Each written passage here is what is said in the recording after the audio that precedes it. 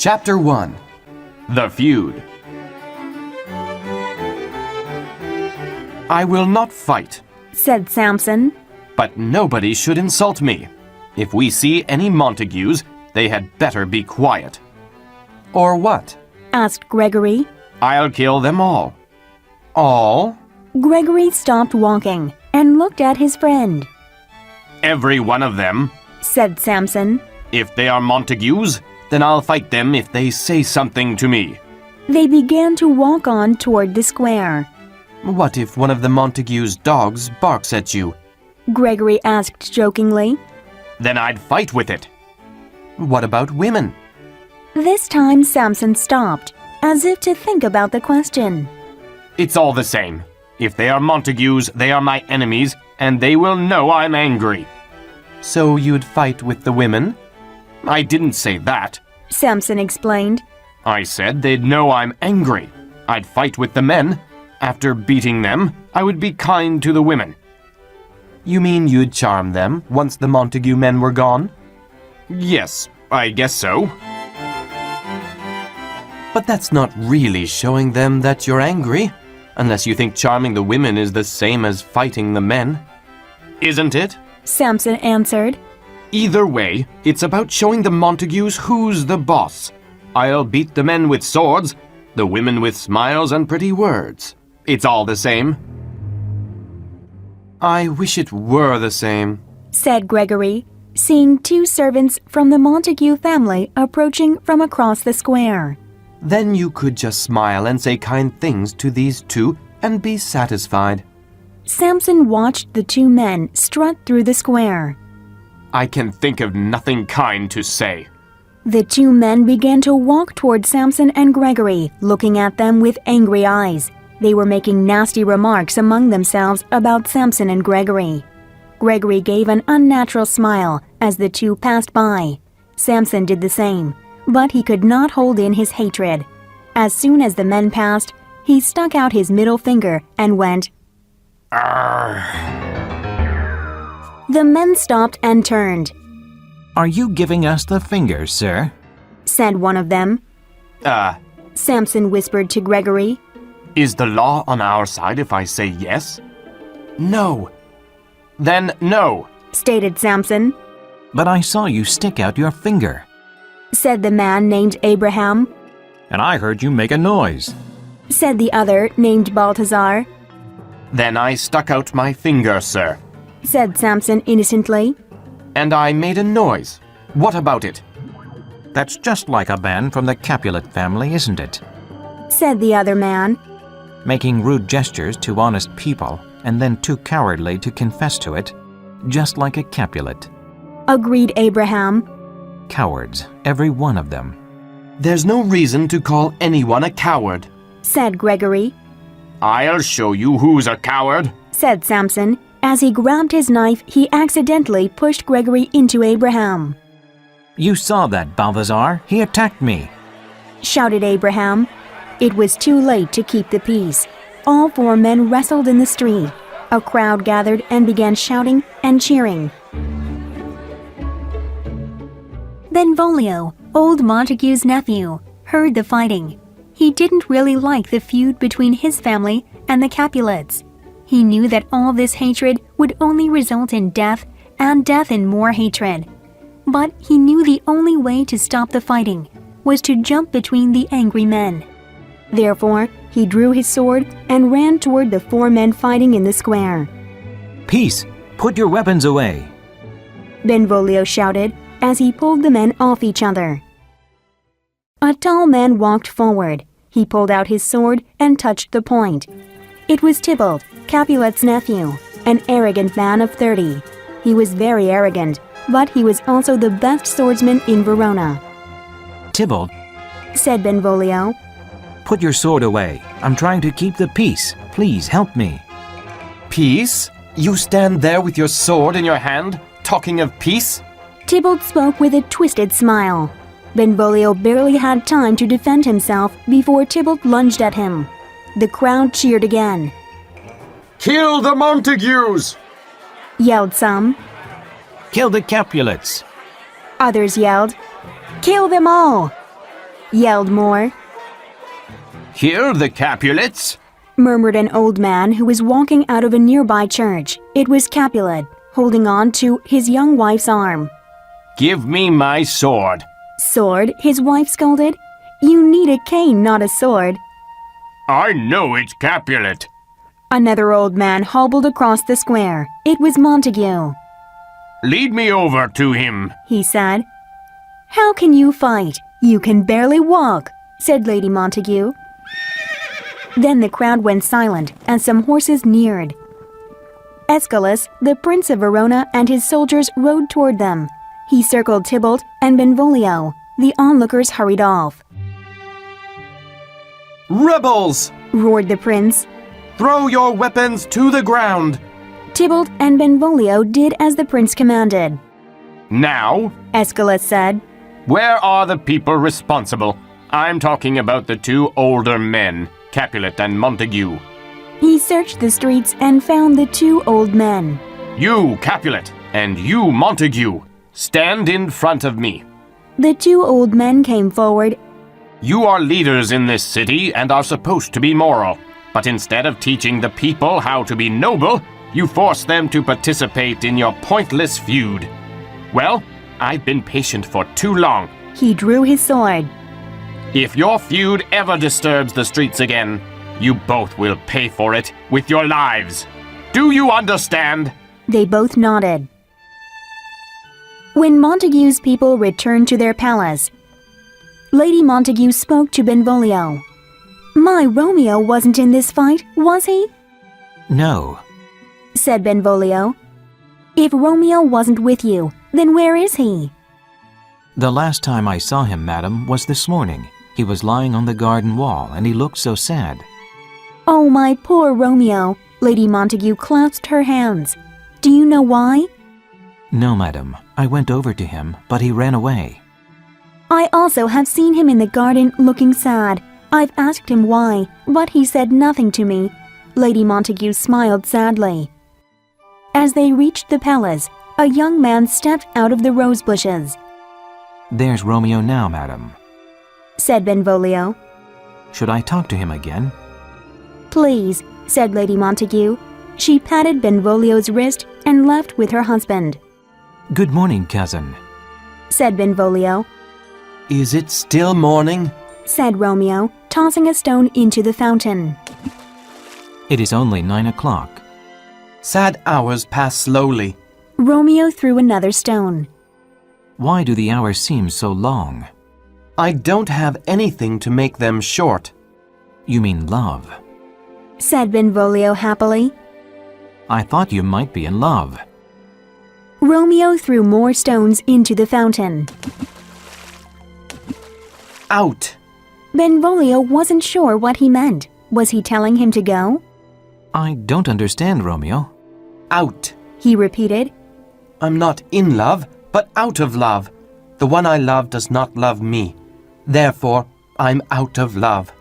Benvolio slightly chuckled at what he thought was a joke, but Romeo had not been joking. Don't laugh at me. He stared at Benvolio. No, no. Benvolio said. It's just that... Romeo raised his hand. Forgive me, he said. I haven't slept in a day because I've been thinking so much. Then he noticed the blood on Benvolio's face. I didn't even notice that you have been injured. It's nothing.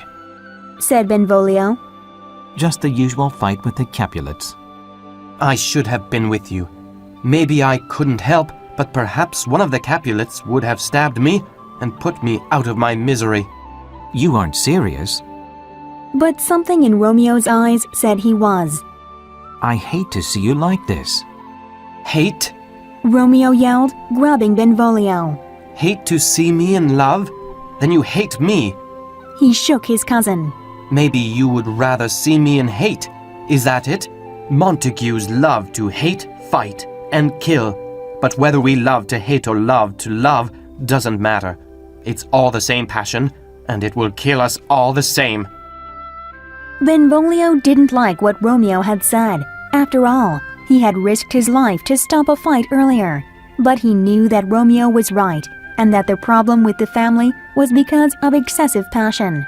He also knew that Romeo possessed that same passion. He wanted to help his cousin. Can you tell me who it is that you love? A woman. He mumbled. Yes. Said Benvolio. Who? Rosalind. Said Romeo. Rosalind? Benvolio brightened. Things may be all right. I know she will be at a party in the Capulets' house tonight.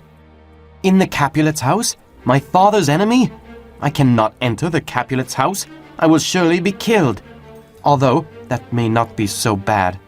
Cousin. Said Benvolio. Mercutio, one of our friends, is invited to the party. We can go with him. We will wear masks so no one will recognize us. Romeo looked up happily. Not ready to die yet, eh? Benvolio was glad to see Romeo look a little happier. But I warn you, there will be so many pretty girls there that you will forget about Rosalind. Oh, Benvolio, there is no one more beautiful than her, and I would not want another. Believe what you want. Said Benvolio. Just get ready for the party. Capulet, drinking some cool water, leaned back in his chair. I'm glad that Montague has to follow the same rules as me. Both of us will die if either of us breaks the peace. He laughed. Break the peace? That's funny. Why? Asked Capulet's kinsman Paris. Because the two of us are too old to break the peace. Old men like us should be able to stay out of a fight. That's true, sir. But what about your young kinsmen? They don't always think clearly when they are angry. Yes, Said Capulet. the young think with their hearts and not their heads. But they will listen to their elders. Let's hope so. Said Paris. You both are such gentlemen. I can't believe this quarrel has continued for so long. Truly, and I think I've even forgotten how it started. Capulet laughed again. Paris laughed with him, but he wanted to change the subject. Have you thought about my request? Your request? I had almost forgotten. Said Capulet. Are you opposed to the marriage? Asked Paris. No, Answered Capulet. though I'm not really for it either. You are a fine young man, but Juliet is so young. Give her 2 more years. Many ladies younger than her are already mothers. Paris gently objected. Because they married too soon. Snapped Capulet. But he knew that Paris was right. His wife was Juliet's age when they married, but Capulet wasn't ready to see his only daughter get married. However, there was no reason why she shouldn't get married. After all, she couldn't stay his little girl forever. I think I have upset you, Said Paris. You are her father, and you know what is best for her. Wait, Said Capulet. Paris stopped. I will agree to the marriage, Said Capulet. but the final decision is hers. Come to the party tonight. If she agrees to marry you, then you will have my blessing. Thank you. I will.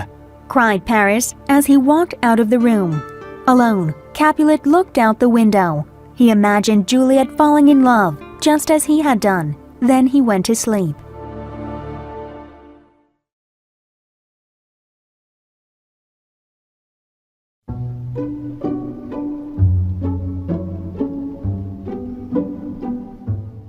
Chapter 2.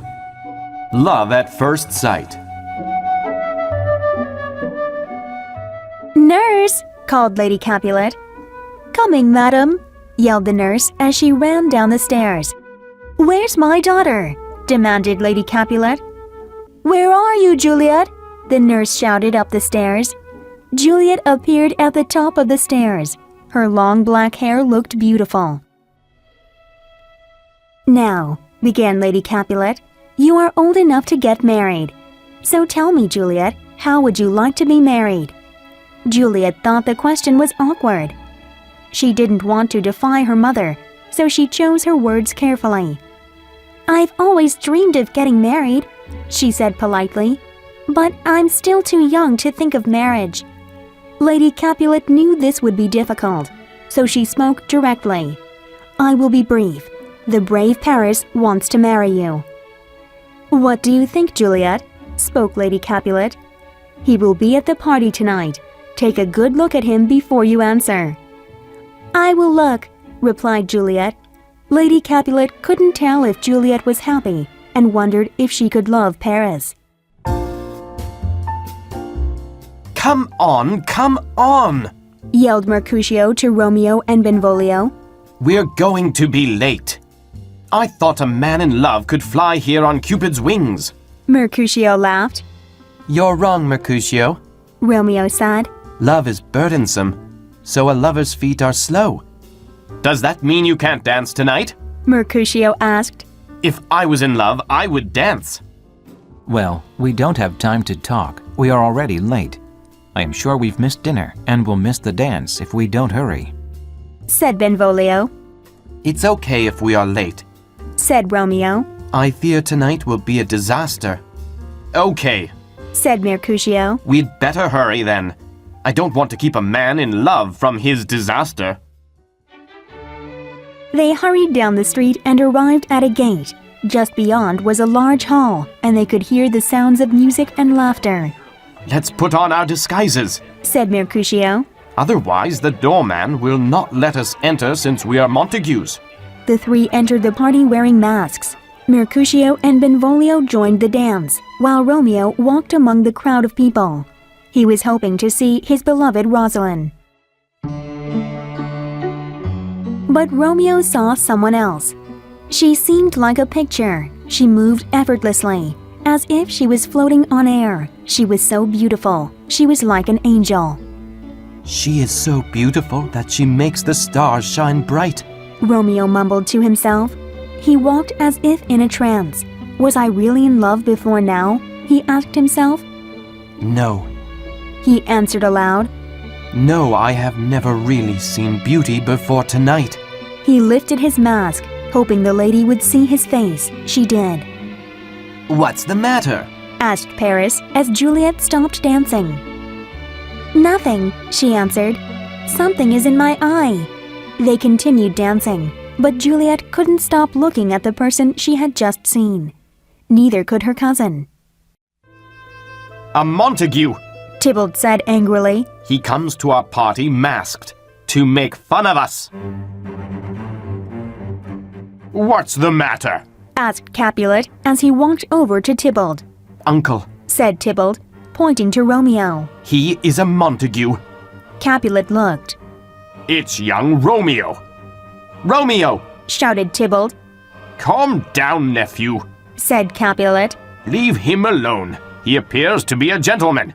Be patient and don't think about him. Too late. Replied Tybalt. Capulet didn't like that Tybalt was being rude, but he tried to reason with him. It's what I want. He said. Please respect my wishes and be happy. Sad people don't belong at parties.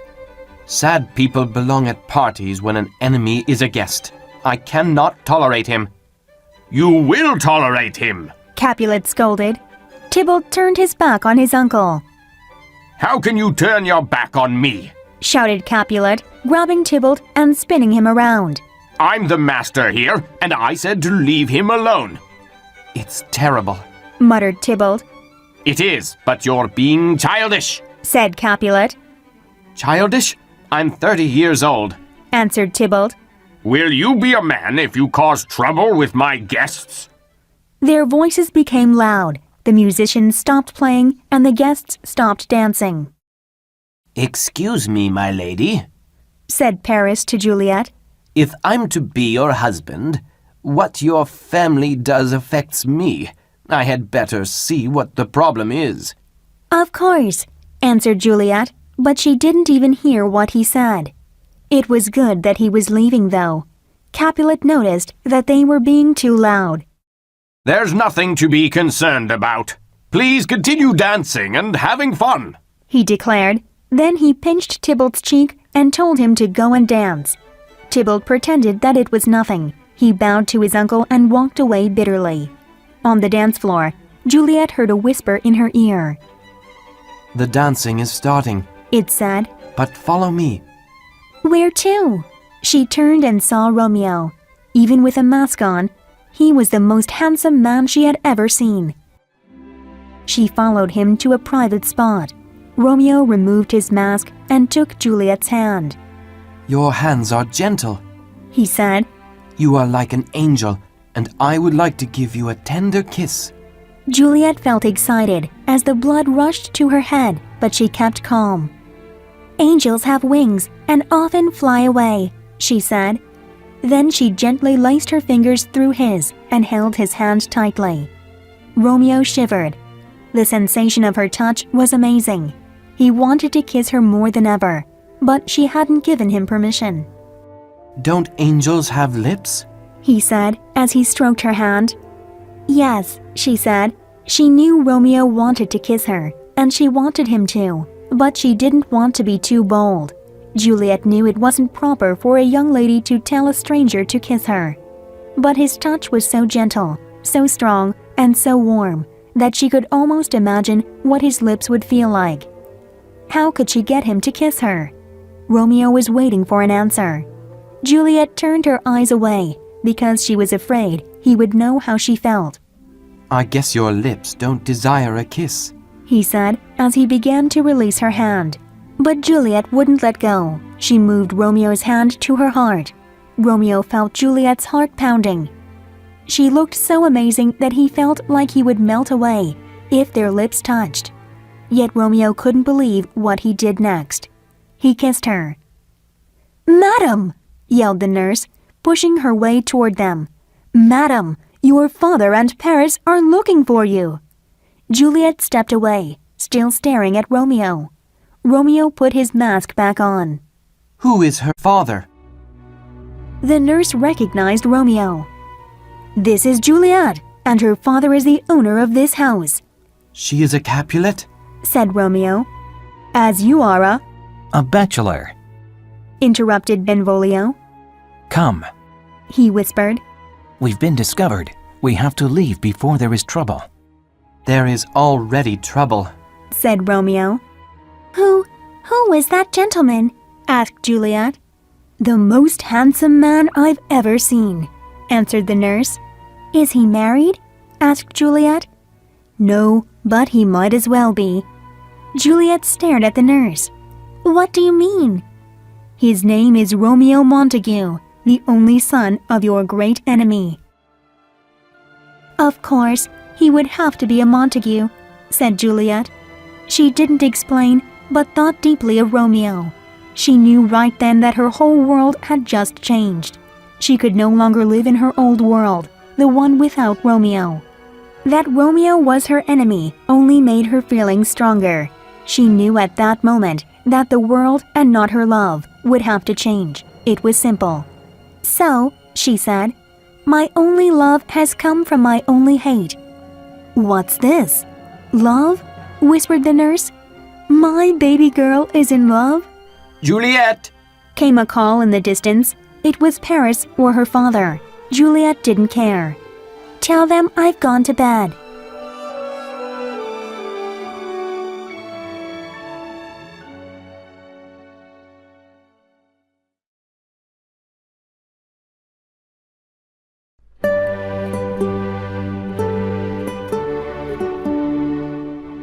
Chapter 3.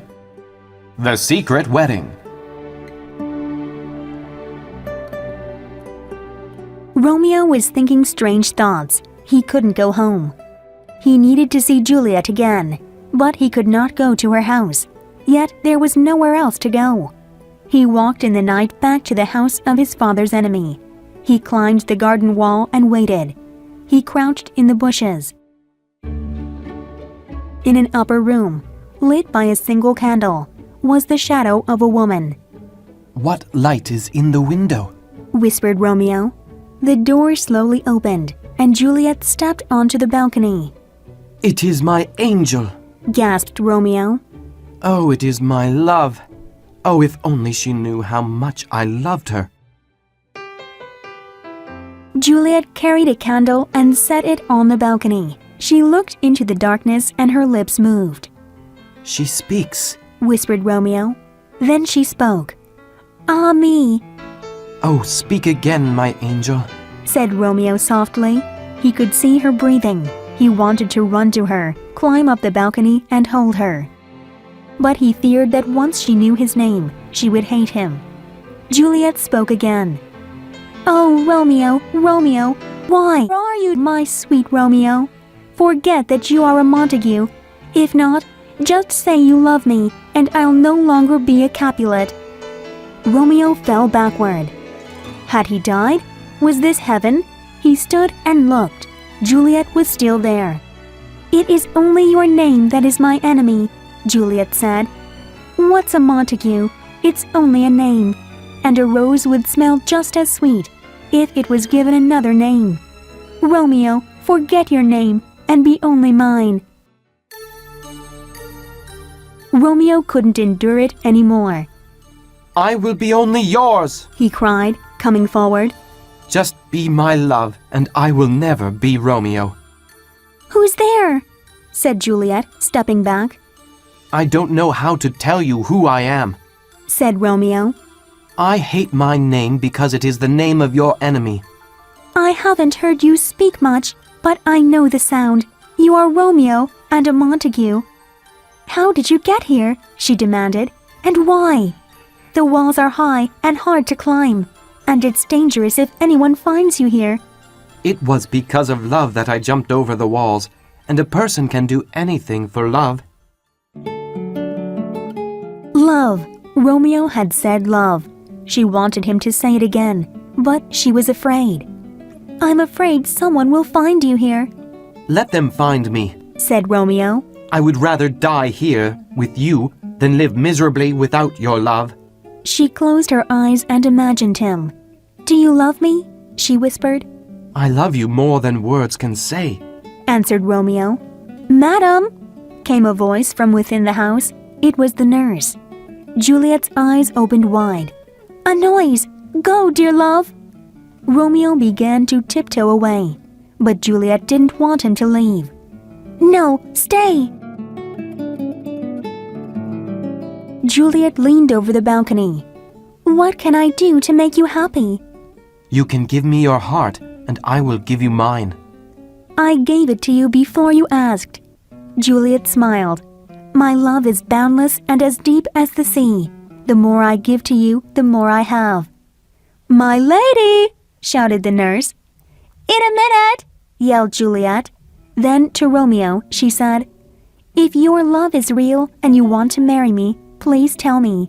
I do want to marry you. Said Romeo. "When?" Tomorrow. Promised Romeo boldly. I'll come myself. "No," said Juliet. "It's too dangerous. I'll send my nurse. When will you be ready?" By 9 o'clock tomorrow. "It will seem like 20 years till then," she said, "but I will endure it. Go now." Romeo stepped away. She blew a kiss. "Good night, good night. Parting is always sweet sorrow, but I will see you tomorrow." He could almost feel her kiss touch his lips. I will not sleep until then. He said, and then disappeared into the night. Friar Lawrence was working in the garden. Ah, He breathed in the smell of fresh flowers. the earth is a wonderful thing. He thought. It gives life to new flowers and trees. He pulled a pair of scissors from his pocket and began to prune the flowers, humming as he worked. Good morning, Father. Came an urgent voice. Friar Lawrence turned and saw Romeo. My boy, He said. what are you doing up so early in the morning? I've never known a young man to wake up so early. He smiled warmly. Or maybe you did not go to bed last night. I didn't go to bed, but I got the sweetest rest anyway. Were you with Rosalind and resting without sleeping? Friar Lawrence asked. Rosalind? I have forgotten all about her. That's good, my son. But then, where were you? Dancing with my enemy. Romeo exclaimed. That's where I forgot about Rosalind and learned what true love is. Friar Lawrence rubbed his eyes. You're confusing me, Romeo. He said. Speak directly. I love Capulet's daughter. Said Romeo. And she loves me. We've just met, but our love is everlasting. We have sworn to marry. You must marry us today. Marry you? Friar Lawrence shook his head. You cried for Rosalind only yesterday. Now you say you will marry another? Didn't you scold me for loving Rosalind? I scolded you for idolizing her. Didn't you tell me not to love her? Yes, but not to fall in love again so quickly. You are too passionate. Don't we all live by passion? We live by reason. Insisted Friar Lawrence. We die by our passions. Well, then praise me for being reasonable. I now know you were right about Rosalind. I wasn't in love with her, but Juliet is perfect, and it's reasonable to love perfection, right? You must marry us. Friar Lawrence looked out at the sunrise. He couldn't believe what he was hearing. How could he marry someone so young and naive, and without the parents' consent? Father, Asked Romeo impatiently. The friar didn't answer. He continued thinking. Maybe a marriage would force peace between the fighting families. You have not persuaded me, Romeo. Said Friar Lawrence at last. But I will marry you, and I hope this marriage brings love to your two families instead of hate. Friar Lawrence put his scissors back into his pocket and led Romeo to the church. where is Romeo? Mercutio leaned against the church steps. You said he wasn't home when you got there. No, Answered Benvolio. but Tybalt has sent a letter to him. A challenge to fight? Asked Mercutio. Benvolio kicked a stone. I'm sure Romeo will accept the challenge. Then Romeo will die. Said Mercutio. Tybalt is an excellent fighter. Benvolio knew Mercutio was right, but Romeo was no coward. If Tybalt challenged him, Romeo would accept, and then Romeo would be killed. Benvolio didn't want to imagine that. I'd feel better if we knew where he was. Said Benvolio. There is our poor lover now. Pointed Mercutio. Romeo! Cried Benvolio. Why did you run away from us last night? Asked Mercutio. I'm sorry. Said Romeo. I had something very important to do. What were you so concerned about? About our friend. Said Mercutio. He's been so worried about love lately. We thought he might have done something terrible. Have you seen the letter, Romeo? Asked Benvolio. Letter? Yes. Said Mercutio. From the house of Capulet, your enemy. Romeo's eyes lit up. From the house of Capulet? What did it say? Why do you sound excited? Asked Benvolio. Is it news? Asked Romeo. I'm so in love. It seems like 1,000 years since I last heard her voice. Where is the letter? What do you mean, her voice? Asked Benvolio, puzzled. He's crazy. Said Mercutio. And I must be too. He rubbed his eyes. Is that an elephant coming toward us? They all looked up and saw Juliet's nurse walking toward them. Oh, I see. Said Mercutio, loud enough for the nurse to hear. It's just a fat lady. Fat lady! The nurse turned red with anger and ran toward Mercutio. You have no manners! Stop this! Yelled Benvolio. Both of you, calm down.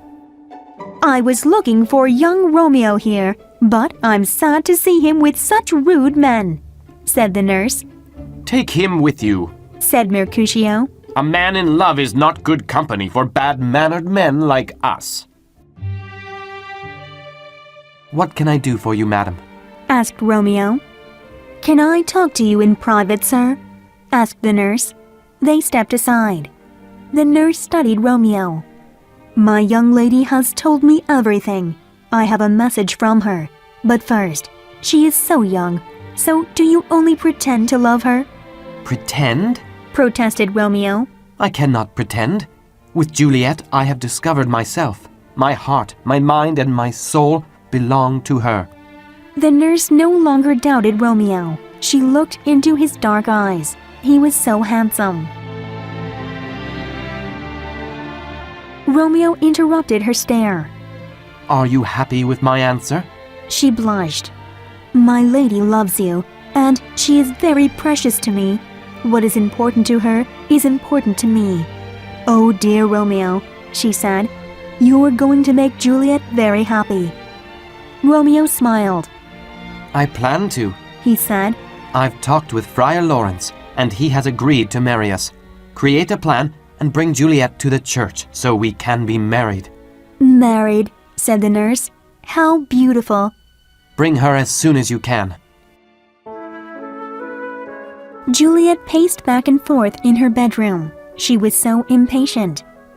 I sent her so long ago, she thought. Why is she so slow? She sat down but stood up again. The nurse had been gone for over 3 hours. How long does it take to walk to the town square? The door blew open, and Juliet heard footsteps coming up the stairs. Oh, here she comes, cried Juliet. She opened her bedroom door. Oh, what happened? She begged. Did you meet with him? Why do you look so sad? Just a minute, said the nurse as she reached the top of the stairs. I'm out of breath. Juliet shook her. Tell me, is it good news or bad news? The nurse pinched her cheek. You told me his face was more handsome than anyone's, but his hands, his feet, and his whole body are better too. The nurse fell onto the bed. Juliet jumped on top of her. I know, she snarled. But what did he say about our marriage? He said something about it. Oh, you tease me, cried Juliet. Am I going to be married today or not? The nurse grinned. You didn't want to get married with Paris so quickly. Why are you so eager to marry this Romeo? Juliet stood up and straightened herself. I'm not eager, she said. But what did Romeo say? Do you have to go to confession today? Stop teasing me. Tell me what Romeo said. Juliet was frustrated and fell onto the bed.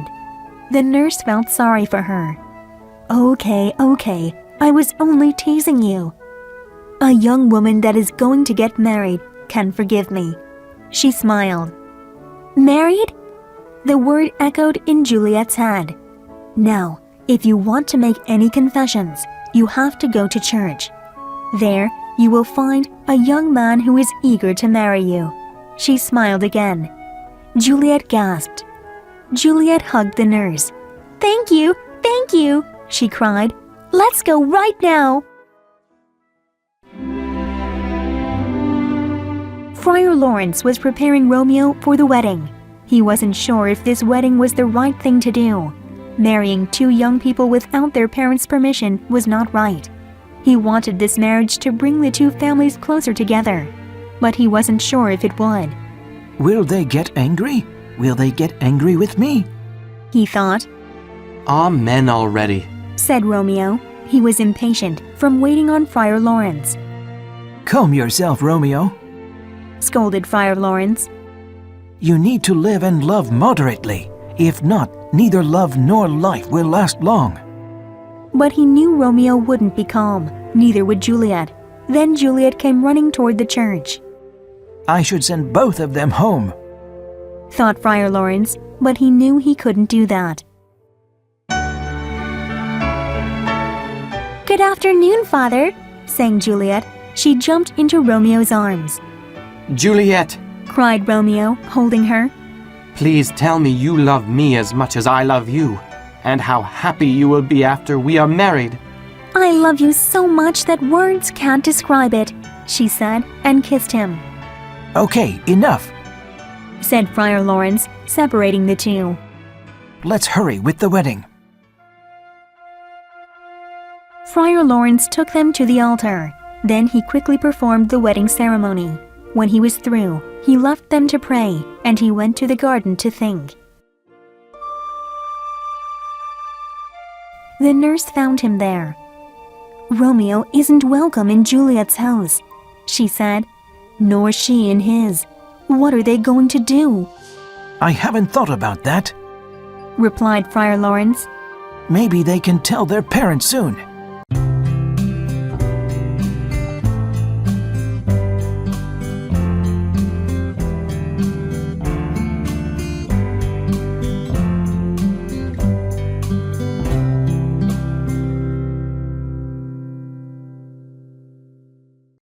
father. The nurse smiled. They are newlyweds. They want to be together. You are like a mother to Juliet. You should have thought about this problem before the wedding. Snapped Friar Lawrence. You married them, she replied. You should have thought about this problem too. They need our help, so how can we solve this problem? Asked Friar Lawrence. Their parents will kill us if they find out about this. We have to keep it a secret for a while. But we have to give these two time to be man and wife together. I'm sure they'll be okay after a while. Right. Agreed Friar Lawrence. Take Juliet home. I'll help Romeo find a way to go into her bedroom tonight. That should solve the problem for a while. We'll worry about the parents later.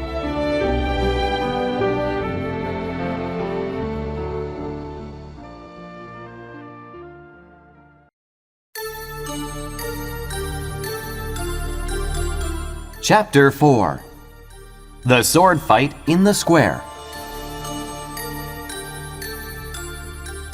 A messenger came and gave Benvolio some news. It was the Capulets. They were looking for Romeo. Tybalt is really angry. Benvolio said to Mercutio. I think we should get out of here.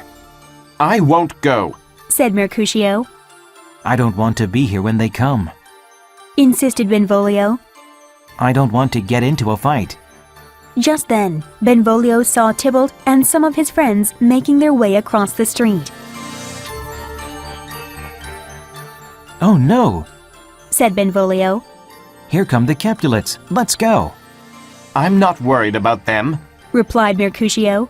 It was too late to leave. Good afternoon. Said Tybalt. Can I speak with one of you? Speak with us? Said Mercutio. That's a strange way to ask someone to fight. I will fight if you give me a reason. Answered Tybalt, putting a hand on his sword. He stepped closer. Mercutio, Romeo was with you last night, right? Where is he now? Do I look like a slave? Asked Mercutio. Am I supposed to answer your every question? Even if I did know where Romeo was, I wouldn't tell you. Tybalt drew his sword. Gentlemen, Interrupted Benvolio. either stop this fight or go somewhere else to finish it. Everyone is watching us. No need. Said Tybalt. He saw Romeo walking toward them. Here comes my man. Your man? Said Mercutio, teasing Tybalt. Is he one of your servants? A mistake. Said Tybalt, as Romeo came up to them. I should have called him a villain instead. He looked at Romeo. Romeo just smiled. Tybalt, He said. I love you, so I will forgive your anger. You will soon learn that I'm not a villain. Until then, goodbye. Tybalt thought Romeo was just making fun of him. You ruined our party last night with your presence. Now turn and draw your sword. Shouted Tybalt. I've never hurt you, Tybalt, and I couldn't now. I love you like a brother. More like a brother than you know. He bowed. Be happy. Mercutio looked at Romeo. He's being dishonorable. Why is he acting like this? I think he's being reasonable. Said Benvolio. Let's peacefully go away and be happy. I'll be happy when Tybalt is dead. Said Mercutio. Tybalt lifted his sword. I'm ready for you. Tybalt, Mercutio, Said Romeo. put your swords away. Mercutio pushed Romeo aside and lunged at Tybalt. Tybalt stepped aside. Then he began swinging his sword at Mercutio. Tybalt, Mercutio, the prince has forbidden this. Stop! Romeo shouted. Benvolio, help me stop this fight. Romeo stepped between the two and grabbed Mercutio, but Tybalt kept coming. Mercutio tried to defend himself, but Romeo was holding him too tightly. Tybalt's sword stuck into Mercutio's chest.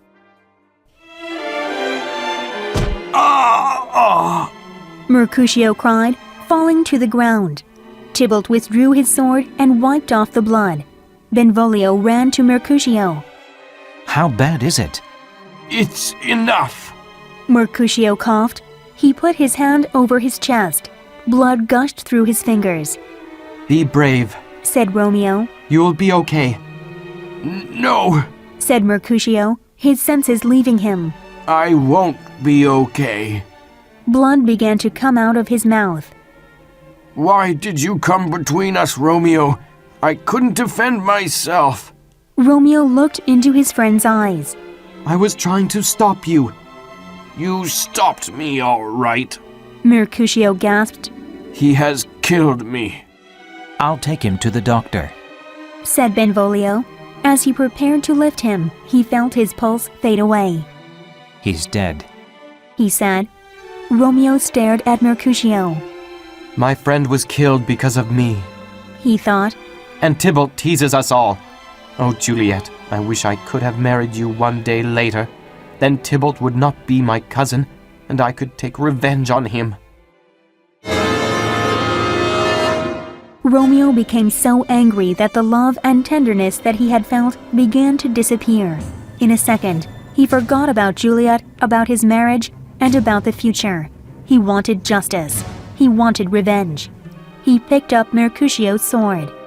Romeo, Said Benvolio. put the sword away. Here comes Tybalt. Romeo didn't put the sword down. So you've returned to see Mercutio's dead body, and to see us cry at your feet? No. No, Tybalt! He yelled. Tybalt strutted up to Romeo. You poor little boy. He said. Do you want to die just like Mercutio? My sword is strong. Romeo said, and he struck at Tybalt. Tybalt blocked Romeo's blow with ease, but Romeo pressed on with incredible speed. Tybalt tried to keep calm.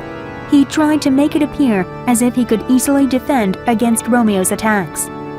It soon became clear that he was not fighting a man, but an avenging angel. Romeo swung at Tybalt so violently that he could no longer feel his arm or the sword. He kept raging forward. As he did, he saw Tybalt's eyes change from being confident to panic, and then to horror. Suddenly, there was no more ringing of swords, no more shouting. The vicious face of Tybalt became peaceful. It was then that Romeo saw how much he looked like Juliet. He watched Tybalt fall to the ground. Let's get out of here. Yelled Benvolio. Tybalt's dead. The prince will kill you all if he finds you here. Romeo dropped his sword. It was covered with Tybalt's blood, the blood of Juliet's kinsman. Oh, I'm a fool. He said. They are coming. Benvolio screamed. Romeo, get out of here. Juliet stood on her balcony. She watched the sunset. Please leave us, son, she chanted. Quickly become dark so that Romeo can come into my bedroom. Then we can hold each other all night. The nurse slipped through the curtain and out onto the balcony. She looked worried. Juliet knew something was wrong. What's the matter? He's dead, she said. Juliet almost fainted. My Romeo? My love? Dead? No, said the nurse, but the truth wasn't much better. No, Tybalt is dead, killed by Romeo, and Romeo has been banished by the prince. Did Romeo really kill Tybalt? Juliet could barely speak as she started to cry. There are no honest men, replied the nurse. I hope something bad happens to Romeo. Juliet became angry. Don't say that! He killed your cousin. How can you defend him? Should I hate my husband? My cousin would have killed Romeo, but my husband is still alive. Juliet tried to stop crying. So why can't I stop crying? I should be glad that Romeo is still alive. The tears came again. Banished! He will never come to Verona or me again. Romeo stood up when Friar Lawrence returned to his room. Well, father, what news? What did the prince decide? Friar Lawrence removed his jacket and hung it on the coat rack. A gentle judgment. He said, knowing that Romeo would not agree. Not death, but banishment. Banishment? Romeo cried. Banishment is worse than death. Please say death. Friar Lawrence knew Romeo was saying this because of his love for Juliet. The prince could have killed you. He didn't. The prince is being kind. There was a loud knock on the door. Hide yourself, Romeo, said Friar Lawrence. Romeo hid as Friar Lawrence opened the door. It was the nurse. "Good afternoon, Friar," she said.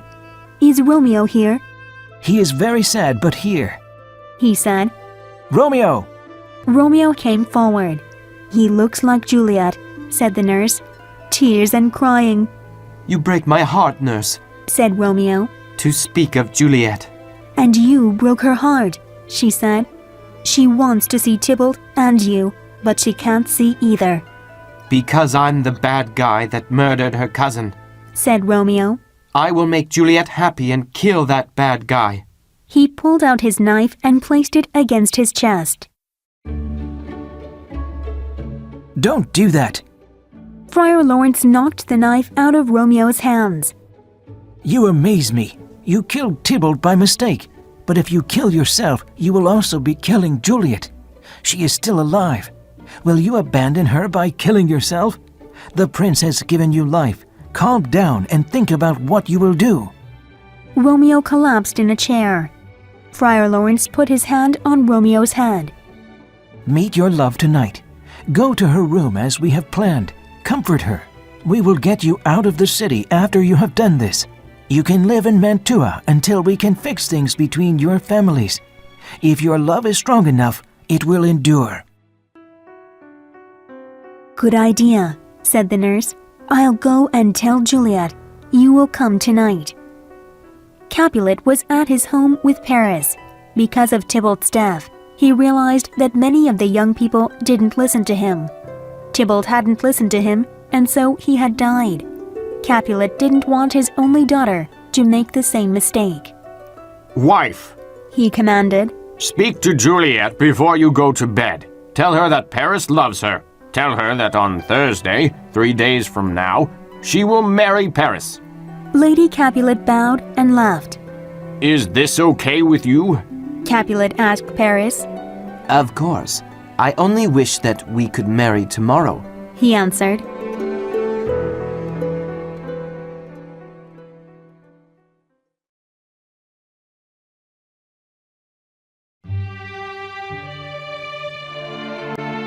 Chapter 5. The Secret Plan. Upstairs in Juliet's bedroom, Romeo kissed his lover's lips. "Why do you have to leave so soon?" Juliet asked. I must go and live or stay and die. "Stay, and we will die together," she said as she hugged him. He kissed her again. I will if you will. "My lady," whispered the nurse as she opened the bedroom door. "Your mother is coming," Goodbye, my wife, my love. said Romeo. One more kiss and I'll leave. He moved her hair and kissed her forehead. "My husband," said Juliet, "I must hear from you every day," Goodbye. he said again. I'll write you every day. "When will we meet again?" Soon. "Hurry!" cried the nurse. "I'm frightened," said Juliet. Trust me. Romeo said. He kissed her and climbed down the balcony. "How are you, Juliet?" Lady Capulet asked, opening the door. "I'm not well," said Juliet, dressing quickly. "Still crying over your cousin's death?" Lady Capulet asked. "We are all upset." Her mother then gave her the news. "Next Thursday morning, you will marry Paris at St. Peter's Church." "No, I will not!" Juliet yelled, before she had time to think about what she was saying. Lady Capulet was angry. "You disobey?" "I mean," Juliet said, "it is impossible." Footsteps were coming up the stairs outside the bedroom. "Your father is coming. Tell him yourself."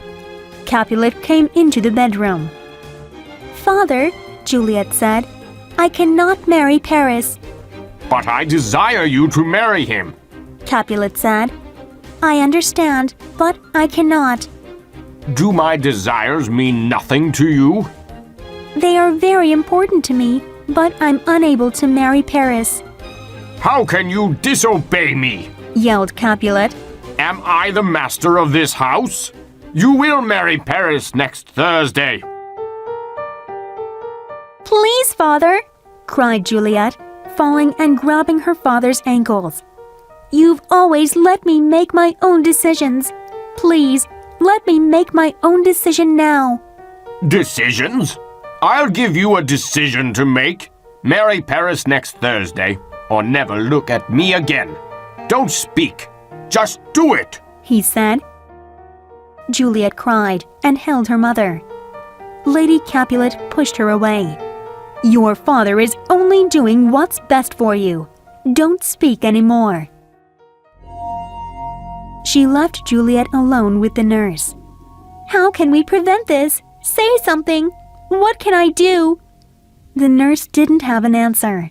She knew if Juliet was gone, she would have no job and wouldn't be able to support herself. Nurse, pleaded Juliet. All right, she said. Here is my advice. Romeo's banished and can never come back. He's the only one that knows you're married. Well, I know and Friar Lawrence knows, but we won't say a word. Do you understand? If you marry Paris, only Romeo can challenge the marriage. But he won't, because he will never come back to Verona. Juliet was shocked. Are you serious?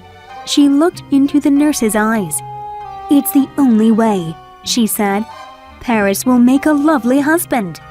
Thank you, nurse, said Juliet stiffly. You don't have to say anything else. Go tell my mother and father that I will marry Paris. The nurse felt sick to her stomach as she watched Juliet go to the door and hold it open. The girl was like her own daughter.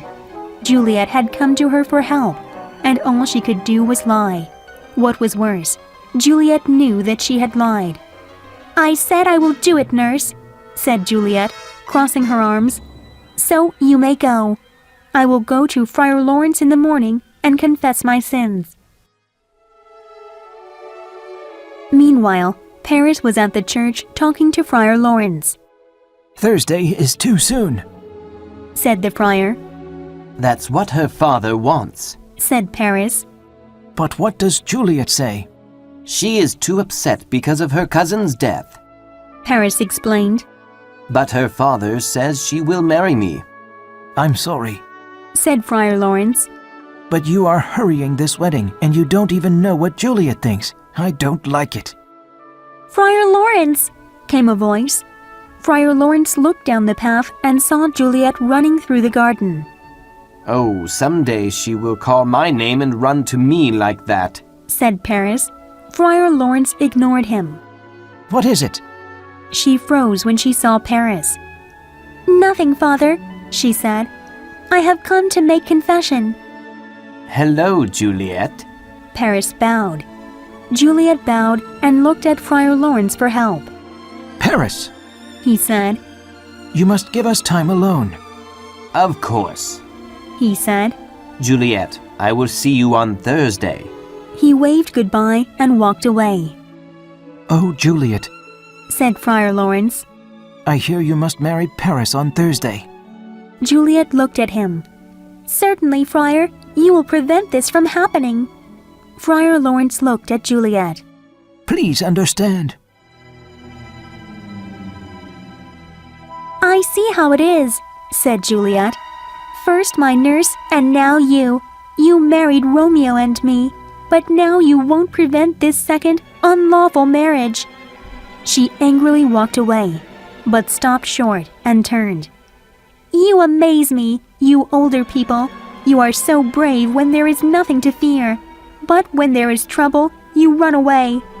Is this the wisdom of older people? Well, I was prepared for this. She pulled out a knife. Juliet, Exclaimed Friar Lawrence. what are you doing? She put the knife against her heart. Since you will not help, this knife will solve our problem. Wait! cried Friar Lawrence. There is another way. How? Friar Lawrence thought quickly. Here! He said, pulling some flowers from his garden. I will make a potion from these flowers. The drink will cause a death-like sleep. When you are at home alone in your bedroom, drink this potion. You will feel cold and sleepy. Even your pulse will stop. Later, when your family takes your body to your family tomb, I will come and get you. I'll tell Romeo of this plan by letter. He will come too. Don't be afraid. A determined look came over Juliet's face. Give it to me. I am not afraid. Friar Lawrence went into his kitchen and prepared the potion. The nurse put Juliet's wedding dress on her bed. You'll be a beautiful bride, she said. Paris is a lucky man. Capulet and his wife stood on the side. Juliet looked at them. I'm happy to have a great father and mother. She gave a half smile and bowed. You are a perfect lady, said Capulet. Juliet moved the wedding dress and sat down. Please excuse me and leave me alone for the night. I must pray, Let's go. Leave her to pray. said Capulet. Daughter, you have made me very happy. He hobbled out of the bedroom. Should I wait beside you tonight? The nurse asked. Thank you. Juliet didn't even look at the nurse. But that's okay. You've done enough for me already. The words hurt the nurse's feelings. I would do anything for you. You know that, the nurse said softly. Then leave me, Juliet said. The nurse walked out of the room. Get some sleep, said Lady Capulet. You will need it. She left. Juliet silently closed the door and took out the potion Friar Lawrence had given her. She held it tightly. She had a thought. What if she woke up before Romeo came? Wouldn't she suffocate in the family tomb? Worse, what if, surrounded by horrible images of death, she became crazy? What if, waking up beside Tybalt, she became mad? What if... Enough of what-ifs, she whispered. This is the only answer. She put the bottle to her lips. Romeo, I drink this for you. She drank. Her throat burned. She gagged. Bright lights appeared before her. Her body went numb. She felt herself falling, and then nothing. Before dawn, the nurse woke up and went to Juliet's room. One word of encouragement, she mumbled. That's all. Surely Juliet will listen to me. She opened Juliet's door and tiptoed to where the young lady was sleeping. She put her hand on her cold forehead. Her scream woke up the entire house.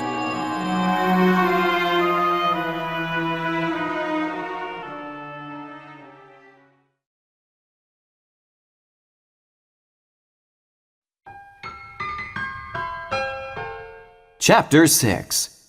The Lover's Tragedy.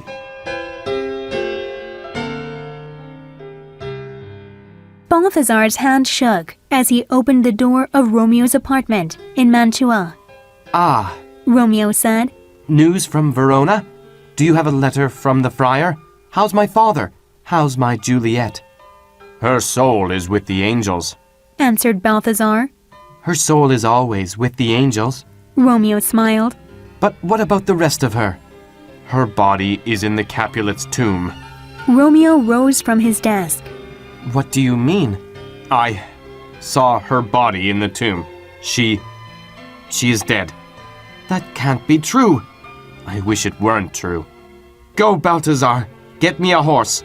Meet me by the city walls. I will leave tonight. Please don't go, sir. Said Balthazar. You are angry and nothing good will happen because of this. Romeo gathered his things and packed them into a bag. You are mistaken. This is not anger. It is a reasonable response to these events. Now go and do what I told you. Balthazar laughed. Juliet, Said Romeo.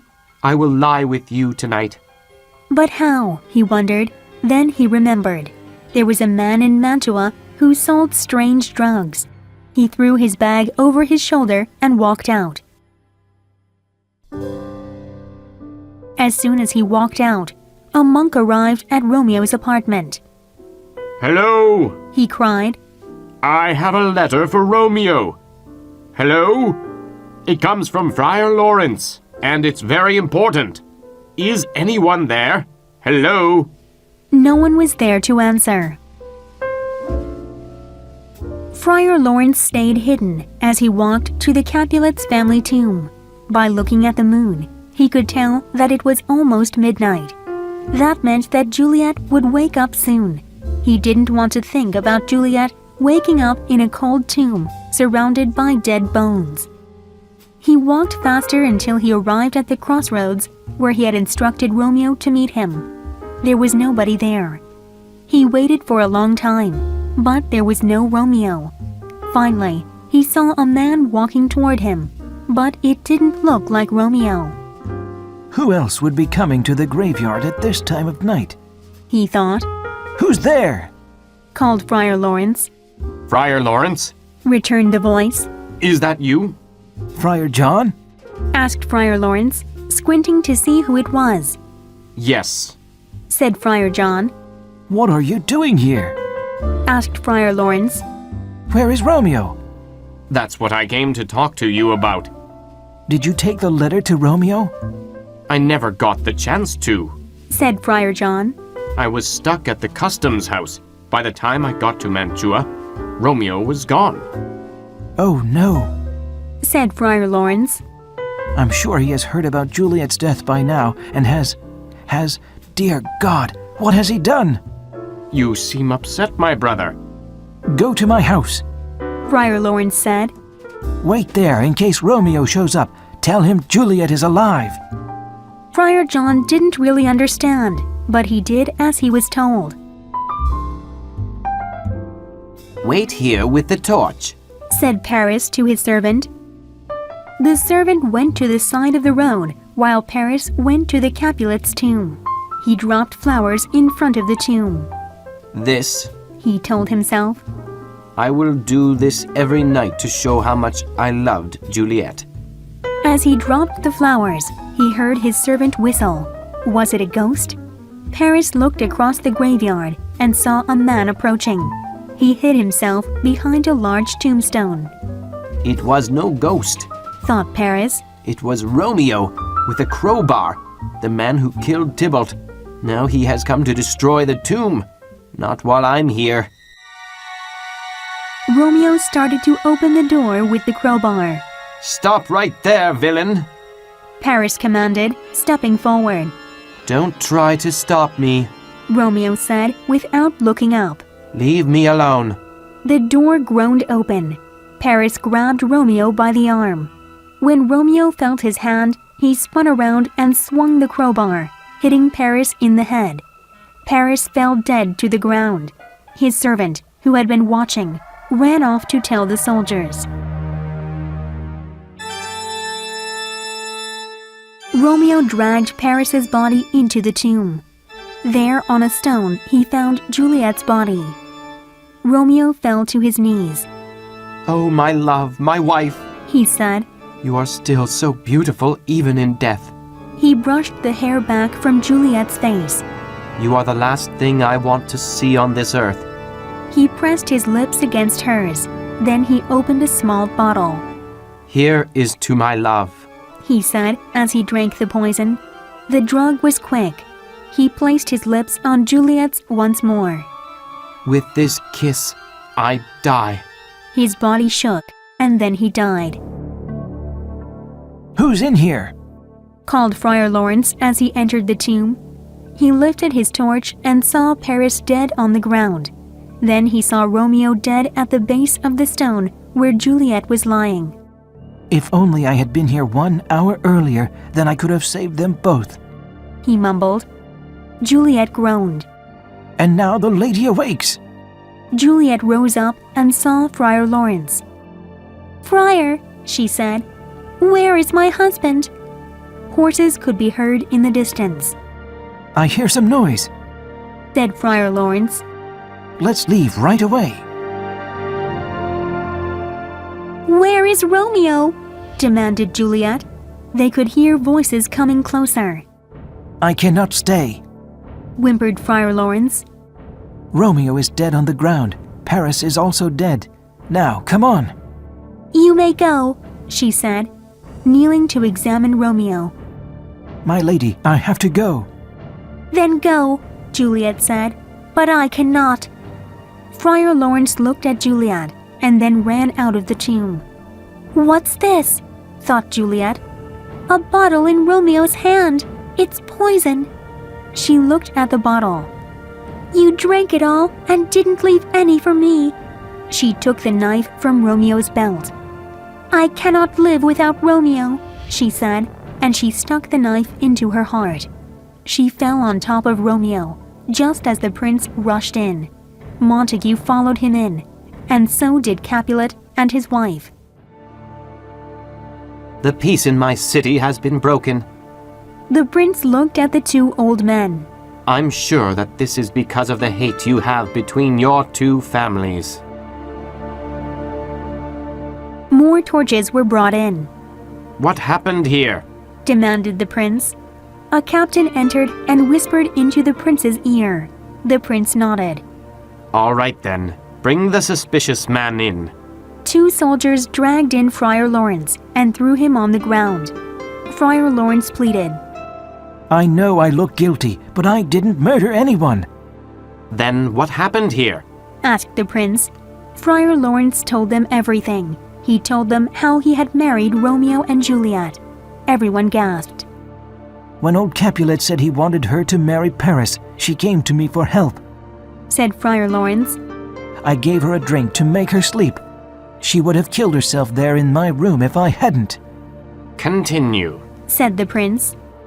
I tried to tell Romeo, but my letter arrived too late. When I came here to get Juliet, Romeo had already arrived. He didn't know that she was just sleeping, so he killed himself. He looked at Paris's body. I guess Paris died trying to stop Romeo from entering the tomb. I tried to get Juliet to leave, but she wouldn't. Why didn't you stay with her? Asked Capulet. I was afraid. I'm a coward. He cried. Enough. The prince said. It's true that you should have helped these young people, but it's not your fault, said the prince. He turned to Capulet and Montague.